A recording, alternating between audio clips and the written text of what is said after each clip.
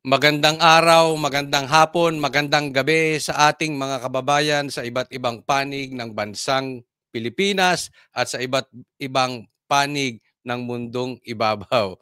Muli po, Coach Oli News PH po.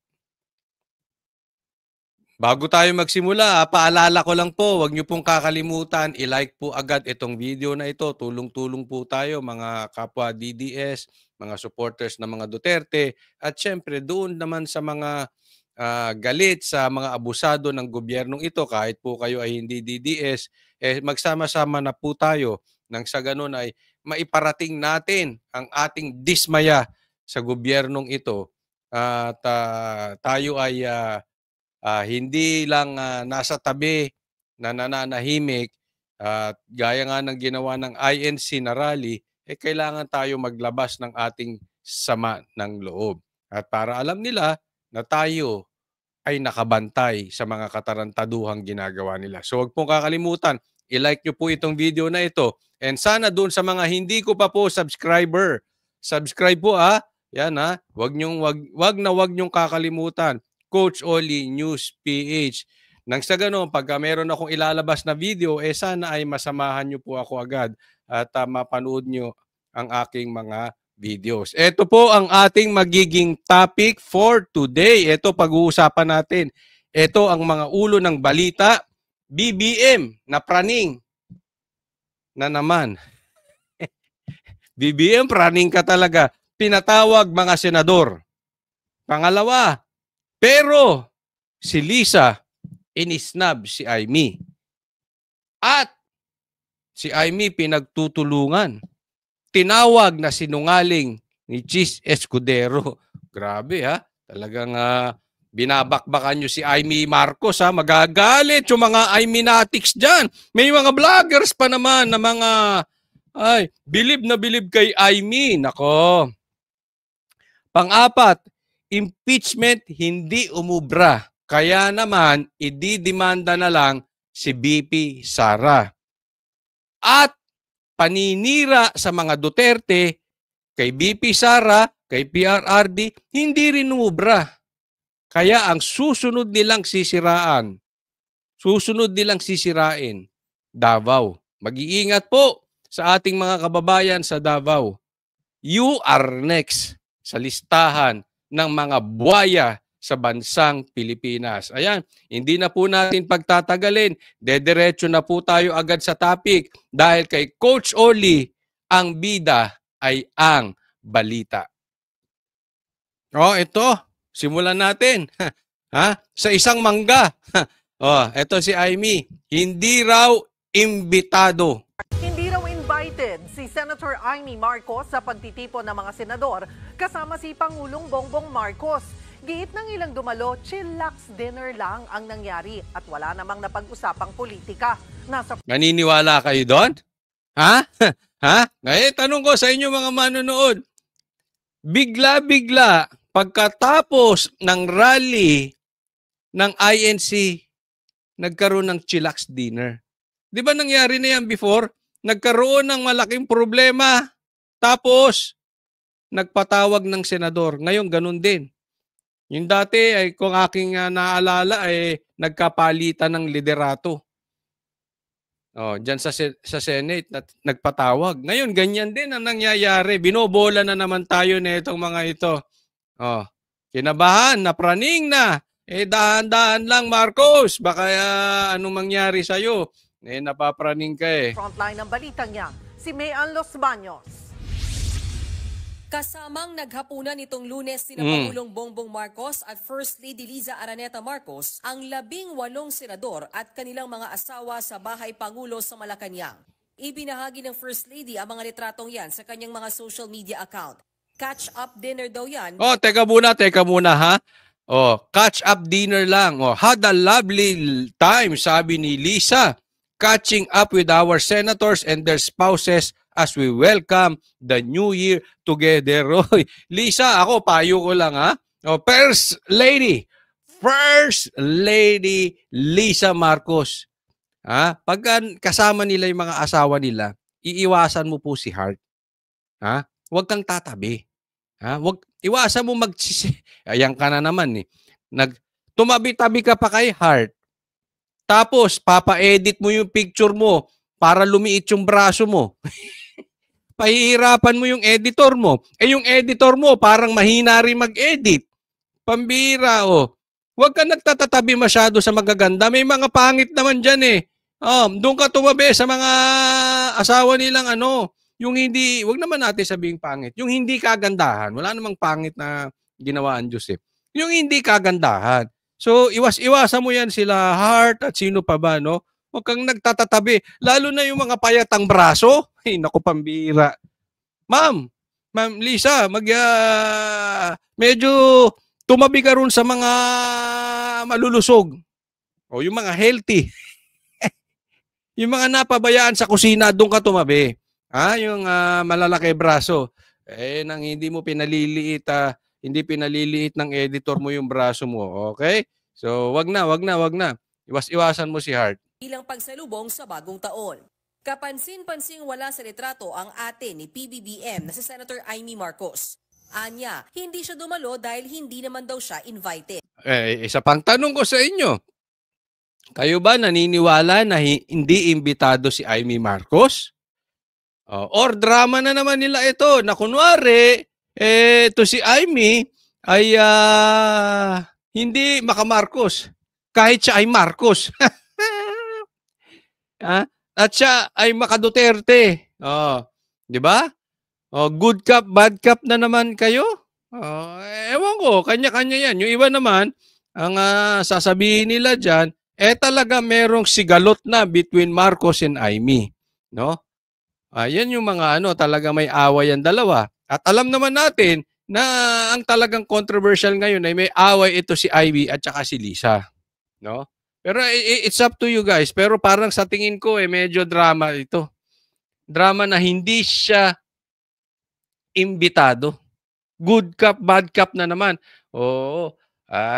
Bahala kayo. Paniniwalaan nyo yung mga Iminatics. May mga trolls to eh. Hindi ko sinasabing bayaran yung trolls nila. Pero may mga may mga DDS na mga trolls na panatiko rito kay Amy.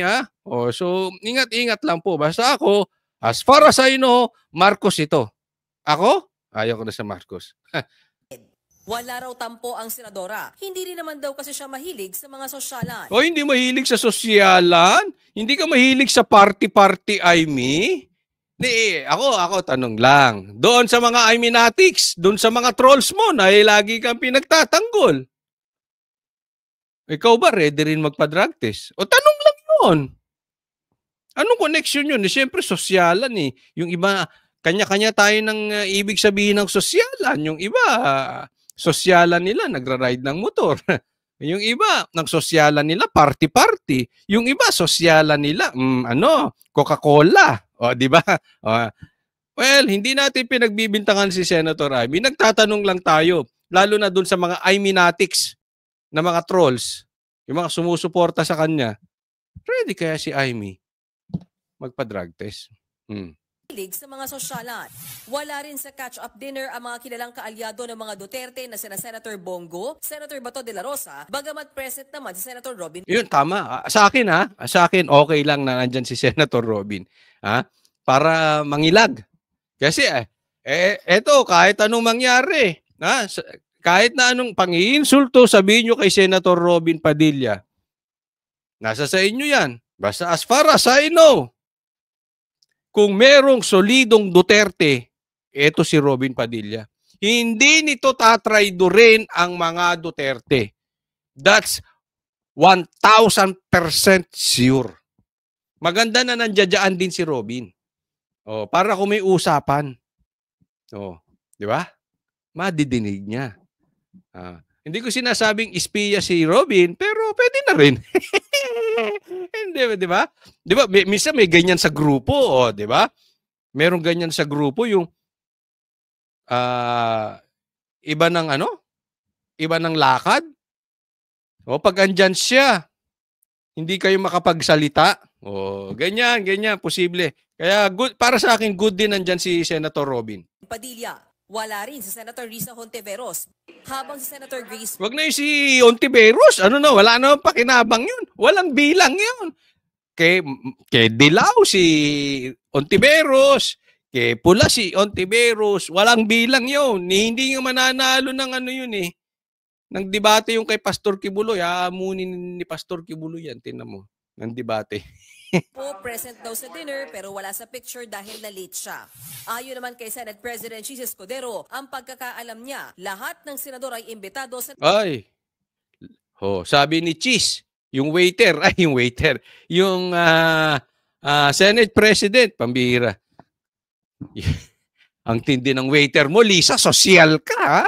Ang waiter mo, Senate President. Oh, 'di ba? Mataas ang standard nito si Cheese. Maganda asawa nito. Hindi naman siguro ito matibay ang sikmura. But anyway, ito si Cheese, ginawang waiter to kasi ni Lisa. Ang sabi niya, lahat daw imbitado. So anong ibig mo sabihin? Tinatawag mong sinungaling si Amy? Kasi sabi ni Amy, hindi imbitado. Sabi ni Cheese, lahat, as far as I know, all senators were invited without exemption. Diniinan pa, pwede namang sabing, all senators were invited. Without exemption. Para sinabi niya, kahit kapatid ng presidente, inimbita. Ganon katindi. Ngayon, tanong ko sa inyo, sino mas papaniwalaan nyo? Si Cheese o si Amy? Coach, ikaw, sino paniniwalaan mo? Ako? Wala. Sabi ko sa inyo, drama ito eh. Style nila yan. Di ba? Nilinlang nito si Amy, tatandaan nyo, nilinlang nito si Sarah. Nasabi niya magkakaroon ng continuity. Meron ba? Anong nangyayari sa bansa natin? Anyway, kung totoo man na ito'y hindi drama, talagang kinakalaban ni Cheese, ito si Amy. Dahil sinasabi niya, sinungaling to si Amy. Kayo na lang mag-decide. Diba? Nasa sa inyo yan. Basta ako, pelikula. Mahilig sa pelikula to si Amy di ba? Nagpagawa nga ito ng pelikula kay Daryl Yap. Siya ang bida eh. Naku, tigil-tigilan nyo, kada-drama ninyo. naturang dinner. Dagdag pa niya, regular o seasonal gathering lang ito ng mga senador at ng Pangulo. Wala raw formal program o official matters na pag-usapan. Sabi pa ni It Escudero, was just a chillax dinner. Walang inuman? Ay, may balita ako. Hindi ko alam kung totoo. Pero ano naman yun, public knowledge na yun eh. Kasi sinabi yun sa interview namin kay Jason Sa. Alcoholic daw ito si Cheese. Sabi niya yun in-interview namin sa SMNI. Talaga. Dinner lang, walang inom? Walang, ako, maniw. isa lang itong chillax na dinner. Sabi naman ni Senator J.V. Ejercito, walang politikang napag-usapan sa dinner. Pero nabanggit daw ni First Lady Liza Araneta Marcos ang peace rally ng Iglesia ni Cristo na ginanap sa parehong araw ng nasabing dinner. Sabi nga ni First Lady, parang pag every time nagpapa-dinner, nagkakaroon ng event, no? Kasi I think yung last dinner was... Tuwing nagpapa-dinner, nagkakaroon ng event. Senator Ejercito, mali ka ron. Tuwing merong malaking event, saka nagpapa-dinner. It's not the other way around. Pambubudol yung mga Sabi niya, ulitin natin. Ano sabi niya? Tuwing may pa-dinner, nagkakaroon ng event. ng event, no? Kasi I think yung last dinner, sabi nga ni First Lady, parang pag every time nagpapa-dinner, nagkakaroon ng event, no? Lantaran pambubudol yan, JB Ang tagal na nung rally, nung Lunes ba? Lunes? Anong petsa na? Ngayon lang kayo nag-dinner. Tuwing may anomalya, tuwing meron kayong kinakapraningan, may pa-dinner. Hindi tuwing may pa-dinner, nagkakaroon ng event. Sinungaling. Kasi I think yung last dinner was after the Senate change in leadership. Yun yung last.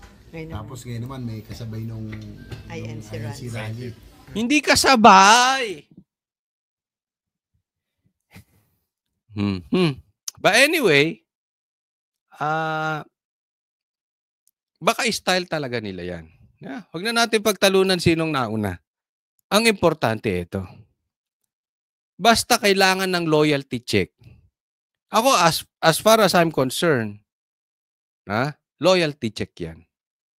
Loyalty check. Kasi nung nagkaroon ng palitan sa Kamara sa yung Senate presidency, nagpatawag ng di ba? Yun nasabi nito, itong senator na ito. Meron pang isang na bigla-bigla na lang nagpatawag. But anyway, ito, loyalty check to. Kasi akin pa ba ang mga senador? And kinausap yan, ako hindi naniniwala na walang pinag-usapang politika dyan. It's just a dinner. Kasi masyado yung timing. Di ba? Masyado naman agad-agad yung timing na ang daming dapat pagkaabalahan ng mga senador, yung pa talaga pagkatapos ng Iglesia ni Cristo rally. No? So, well, in my opinion, napraning na naman si Marcos, tinitingnan niya kung andyan pa sa likod niya ang suporta ng Senado dahil malaki talaga ang naganap na rally dyan. And that is flexing the muscle. Nang ibig sabihin, hindi lang INC dyan, maraming dumalo dyan. Ang ibig sabihin niyan, galit na talaga ang taong bayan, lalong-lalo na dito sa Kamara. Ganun na rin sa gobyerno, sa bangayan sa gobyerno. Pero dito sa Kamara. So, yan is another part ng legislative kasi yung etong mga congressman at saka etong mga senador. Yung congressman talagang maraming galit dyan kasi sila yung talagang naghahain ng impeachment. No? So, tinitingnan niya kung sakaling galit ang tao sa mga congressman, at least baka maisalba siya nitong mga senator. So tinatanong niya ano bang posibleng yan ang niyan. Ano bang dapat nating gawin dito? And I hope total andyan naman si Senator Padilla nakapag-advise siya ng mabuti-buti dito kay Marcos na tigil-tigilan ng Duterte, magtrabaho na lang ng tama. Although hanggang doon lang, hindi naman pinag-usapan yung Napag-usapan din daw ang ilang priority bills na gustong ipasa ng Malacanang na kaya pa raw ihabol ng mga senador sa mga natitirang sesyon. Yan, hindi ba politika yan? Hindi politika rin yan. Kabilang din daw sa tinalakay ang tungkol sa PhilHealth. Pag-usapan about, of course, yung sa PhilHealth, no? Of course, maghahanap na rin siguro na siguro kailangan talaga ng change in leadership. Wala raw commitment ang Pangulo pero umayon siya na kailangan ng ilang pagbabago sa ahensya. Nagbabalita mula sa frontline, Alam mo kung Marcos, kung gusto mo magbago, hindi lang sa ahensya ng PhilHealth. Kung gusto mo masagip pa ang loyalty ng taong bayan, palitan mo si Romualdez. Yan ang unang palang sinasabi namin na sisirain ka ni Martin Romualdez. And until now, yan pa rin ang stand namin. Sisirain ka niyan ni Martin Romualdez. Tanggalin mo na yan. Baka sakali, hindi natin sigurado. Pero baka sakali, maisalba mo pa yung pagkaayaw ng taong bayan sa'yo. Baka sakali yung mga loyal sa'yo before, na ngayon ay galit na galit. Isipin natin, loyal sa'yo dyan sila Atty. Vic, etc. Malay natin. Di ba? Maraming ayaw na sa'yo na dati loyal. Malay natin, baka maging kasama mo ulit. Hindi kami, pero sila, malay mo, di ba? Dahil talagang matindi na ang ginagawa ni Romualdez kaya obligado ka nang tanggalin yan. Next topic po tayo. Eto, buhay na. Si Boying.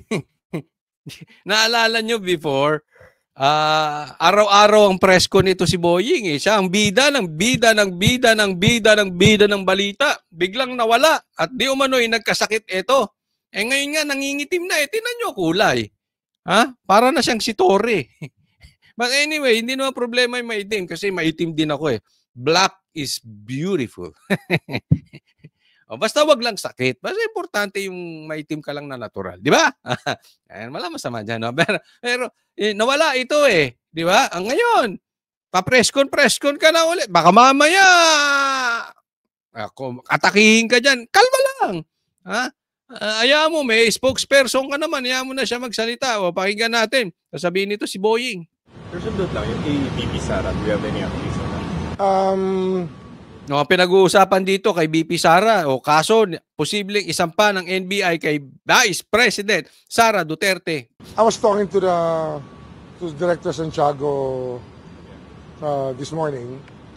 We might meet again tomorrow to arrive at a decision for this. Tingnan nyo ha. Dahil hindi umubra yung impeachment eh. Kaya nga sabi ko sa inyo, gusto kong pagtawanan itong impeachment na to dahil talagang walang gustong pumirma dyan. Ang tagal nilang plinano, ang tagal nilang binild up yung paninira sa mga Duterte, especially kay BP Sara, para siya ma-impeach. Doon sa bandang huli, naramdaman nila, walang gustong pumirma. Sa madaling salita, pahiya sila dyan sa impeachment. Ngayon, kung hindi umubra impeachment, kakasuhan nila. Kasi pag dyan sa kaso, hindi ko sinasabing mababayaran nila yung husgado. Ako'y malaki tiwala ako dyan sa husgado. Pero baka makahanap sila ng butas. Butasan ang nangyayari ngayon. Sa impeachment kasi kailangan mo ng numero. At talagang hindi impeachable offense yung mga nagawa ni BP Sara. Dahil lihiti mo naman yung mas mahal pa nga yung binasura at nagastos ng COMELEC dyan sa mga papel na itatapon lang nila. 150 million. Itong usapin kay BP Sara is just 125 million. So hindi sila talaga lulusot dyan. Hindi talaga impeachable. So hahanapan nila ng butas. Baka dahil mahirap makausap ang mas marami at kailangan ng numero, ngayon ay dumidistansya na dahil mag-i-election, walang gustong pumirma sa impeachment. Eto ngayon, baka po pwede kaso. Ito susubukan nila ngayon. Yan ang style ng mga ito. Sa filing na yun, sir? I don't know. We will have to explore all possibilities. Can we see at this stage the NBI has a strong case? I cannot say anything because they have not. Meron bang strong case ang NBI? Wala siyang masabi. Wala rin. Ako sa tingin ko, walang strong case. Kasi kung ang demanda nila ay patungkol lang doon sa grave threat na sinasabi nila na dahil ay papatayin daw si Marcos, si Lisa at saka si Tamba, hindi po, mali yun. Kasi ang sabi niya, kung namatay ako, doon papatayin sila Marcos. So pag namatay si Sara at pinatay sila Marcos, doon kayo magdemanda. Sino pa i-demanda nyo? Patay na pare-parehas. Di ba? Pero yung ganyan, hindi yung grave threat. Kasi sabi niya, alam niya na ang papatay sa kanya, itong sila Marcos. Ganun lang kasimple. So hindi rin to, wala silang strong case laban kay BP Sara. But sabi nga, karapatan nyo yan, keep on trying. Kung hindi ubra ang impeachment, subukan nyo yung kaso. Baka sakali. Pero hindi rin tatayo sa korte yan. Malabo yan. Presented to me yet. But we decided to speak about it tomorrow. So yung sa inciting to sedition lang, baka may reminder kayo sa publiko na... Sedition. Ito, isinasalang kung sino man to nagtatanong. Isinasalang kay Boying. Ay, Boying! Takutin mo itong mga nagpaparesign kay Marcos. Parang gano'n. Tingnan nyo yung tanong niya. Baka may reminder kayo sa publiko na baka naman matakot. Baka may reminder kayo sa publiko at baka naman matakot. So, sa madaling salita, kausapin mo. Yan. Kausapin mo. Babalaan mo. Para matakot yung mga yan. Ganon. Hindi naman. Res ipsa loquitur. The thing speaks for itself. Yung language that calls for hatred and calls for overthrow of government is Hindi, wala po overthrow of the government ang sinasabi ng mga Pilipino. Ang sinasabi nila, dapat mag-resign na si Marcos kasi hindi niya mahawakan si Tamba. 'Di ba? 'Yun ang sinasabi ng mga Pilipino. Hindi ako, sila. 'Di ba? Bakit? Yung mga nagsasabing VP Sara resign as Vice President, masama din ba? Sedition din ba 'yun? Kasi yung sinasabi niya na i-overthrow ang government, hindi wala nagsasabing i-overthrow ang government. Bakit mo i-overthrow ang government? I-overthrow, pag-resignin si Marcos. Dahil kung pwede ang impeachment kay VP Sara, pwede nating pag-resignin si Marcos as impeachment din. Huwag niyo sabihin legal kay VP Sara, kay Marcos, hindi. Double standard kayo niyan. Plastic kayo. Kasi ako sa tingin ko, kung hindi magtatagumpay itong impeachment kay VP Sara, baka posible na balikan siya after election. Itong si Marcos, bakit? Kung makuha ng Kamara at Senado ang numero. At may isang magreklamo dyan ng impeachment kay Marcos dahil marami siyang impeachable offense. Yun ba to overthrow the government? Or legal right nasa batas na pwede mong pa-impeach ang presidente rin. Tama or tama-tama? Di ba? not an acceptable language to us because we are under the rule of law. And overthrowing is asking for the people to violate the law. And it's not Hindi, walang sinasabing violate. Ano lang, laging nasa batas. the right thing to do. Hindi tama yun eh. May pagkakalagyan ka, pag ang tingin mo, pwede mong hikayatin ang tao na magalit kahit na walang dahilan. So ito ibig niya sabihin. May kalalagyan ka, so sa madaling salita, madidemanda ka or makukulong ka kung hinihikayat mo ang taong bayan na magalit sa gobyerno nang walang dahilan. Pambihira, Boying. Secretary Boying. Pambihira, anong walang dahilan? Ang liit-liit na bagay, 125 million pinag-aaksayahan ng panahon ng Kamara. Maliit na bagay. Confidential funds yun. May confidential funds din naman si Marcos. Ang daming may ahensya na may confidential funds. Hindi maliit na bagay yun. Hindi ito ay maghihikayat ng galit na sa maling paraan. Hindi po. Ang tawag po ron, Boying, alam nyo kung ano? Secretary? Freedom of speech. It's the right of the people to assemble. The right to assembly. Boying. Yung rally, nasa batas yan. Nasa Bill of Rights yan. Abogado ka. Abogado nga ba ito? Di ba? So, wag ganun. Nasa batas po lahat yung ginagawa ng Iglesia ni Cristo at yung mga reklamo ng taong bayan. Dito sa gobyerno, hindi ito paghihikayat na magkaroon ng galit. Ito'y paghihikayat na ilabas ang sama ng loob. Yan yung sinabi ni VP Sara. May karapatan kayo to peaceful assembly. Yan po sinabi niya. Sundot lang yung kay VP Sara. Okay, next topic po tayo. Ito. Katulad nito, Boying. Dapat ito sinisitan ninyo. Nag-create ng galit sa mga taga Davao, sa mga Pilipino na kasinungalingan. Tingnan po ninyo. Tingnan nyo itong ginawa nitong ito inilabas ng Philippine Star sa kanilang Facebook. Globally ranked 5th place for congestion level. So, ibig sabihin, yung traffic, Davao City ranked as the most congested metropolitan area in the Philippines with the slowest travel times according to the 2024 Traffic Index. Fake news alert. Ang pinag-uusapan, traffic ang Davao.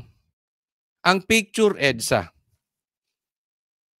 Nakapunta naman ako sa Davao. Wala namang carousel ang Davao. Wala silang ganyang lugar. EDSA po yan eh. Davao City had the worst traffic in Philippines. So sa buong Pilipinas, pinaka-traffic ang Davao. Rank 10th globally. So sa buong mundo, pang-10 traffic ang Davao. Di ba? Naniniwala kayo? Ito fake news. Sabagay, malapit nang matanggal. Ito, sino ba may-ari nitong Philstar.com? Chine-check nyo ba ito? Pambira kayo.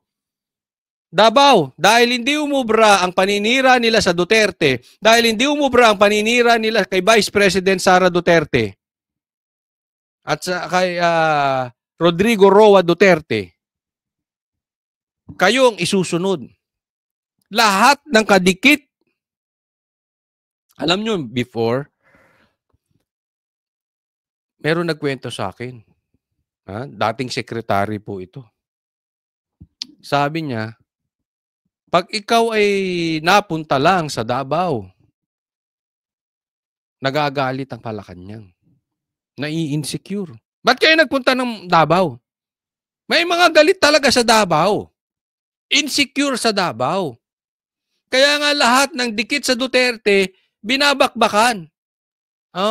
Ganyan ang ginawa rin kay Pastor Kibuloy eh. Ganyan din ang ginagawa ngayon sa Davao. Lahat, dikit ka, dumikit ka kay Duterte, yari ka. Ganun ang gusto nilang palabasin. Tingnan nyo ginagawa kay Bato. Kay Senator Bongo. Di ba? Parehas eh. Lantara ng kalokohan na ito. Ngayon, hindi uubra eh. Ano i-create nila? Kasi alam nila ang Davao, ito ang showroom ng mga Duterte. Kung sana napaganda nyo, Marcos, Tambaluslos, o kung sino pa nadyadyaan sa mga dyan sa mga nakaposisyon dyan, nagalit sa mga Duterte, pagandahin nyo yung city ninyo. Ang dapat ginagawa ninyo, pinapaganda nyo yung syudad ninyo, hindi yung pinapapangit ninyo ang Davao. Para abutan ninyo, wag. Wag siraan ang labanan. Ang labanan ay paayusan, pagandahan, pabonggahan, pa-level up. Ginagawa nyo crab mentality. Hindi nyo kayang gawin, sirain natin ang Davao. Pambihira, wala namang traffic sa Davao. Nag-traffic lang doon nung pumasok yung mga pulis tore. Bakit? Sinaraan yung mga lanes doon. Di ba? Kailan kitang-kita yan, So, warning sa mga taga Davao. Kalma lang kayo, Kalma lang. Matigas talaga ang mga Duterte, hindi nila kayang siraan. Malinis kasi. Kayo naman ang sisiraan. Pero alam mo, inggit ako sa inyo, Davao. Dahil lang mapayapa ang Davao, walang adik, walang NPA, at higit sa lahat, walang traffic. Fake news to. Fake news ka. Philippine Star. Pambira, Naturingan kayong mainstream media, nagagalit kayo sa mga vloggers, nagagalit kayo sa mga trolls na mga fake news. Kayong mainstream media, wala na kayong Ang media, dapat kayong nagpapahayag ng totoong nangyayari. Pambira. Traffic ang EDSA at traffic ang Davao ang picture. EDSA. Paano na itong mga... next topic po tayo. Ito po, nilabas po ng opisina ng Office of the Vice President. Yan. Tanggapan ng pangalawang Pangulo, notice to the public. There is no approved budget for the medical and burial assistance program of the Office of the Vice President under the 2025 General Appropriations Act or GAA. We apologize for the inconvenience. Grabe ang pamumulitika, no? Kahit tamaan ng taong bayan. Kaya kung merong hihingi ng burial assistance or ano ba to?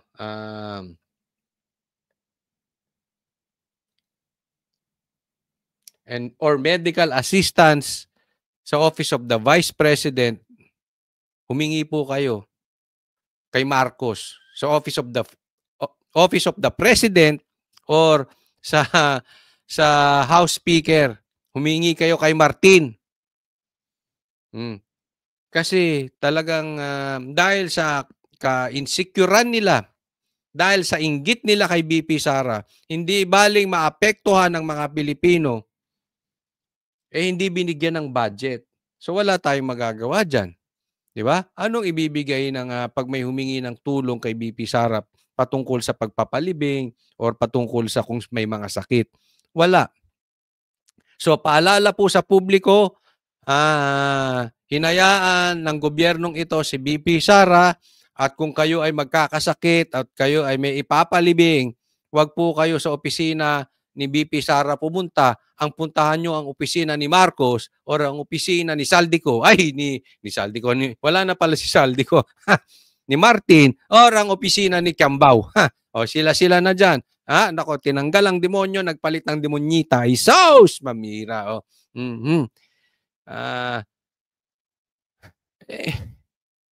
Mai-discuss ko lang yan. May anomalya na nga ito si Kiambao. Hindi ko sinasabing kurakot siya, ha. But the fact remains, meron siyang anomalya. Na dati ay nagtatricycle lang, tapos siya ay naka-artista van na, nakamagagarang relo na mamahalin, luxury bags, luxury watches. Tapos yan pa ay pinalit, no? Pambihira talaga, no? But anyway, so wala kayong aasahan sa opisina ng Vice President dahil pinagtutulungan na talaga si BP Sara. Unawain na lang po natin at at least naibalita natin ito doon sa mga hihingi ng tulong. Doon kayo, yan ang gusto nila eh. Di baling maapektuhan ng mga Pilipino, hindi baling makawawa ang mga Pilipino, di baling magdusa ang mga Pilipino, basta tirahin lang nila si BP Sara. At sila ang bida. So, saan kayo hihingi? Sa ayuda ni Tamba Luslos. O, yan ang gusto nila. Sila ang bida. Jollibee ito si Tamba. Bida-bida. Obviously. Yan naman siya eh. Nako. So, wag po kakalimutan na dun sa mga hindi ko pa po subscriber. Subscribe po kayo, Coach Oli News PH. Konting lambing lang po at wag po kakalimutan, i-like po itong video na ito. Maraming salamat po sa mga nanood. Para sa Diyos at Pilipinas kong mahal, Coach Oli po. God bless everyone.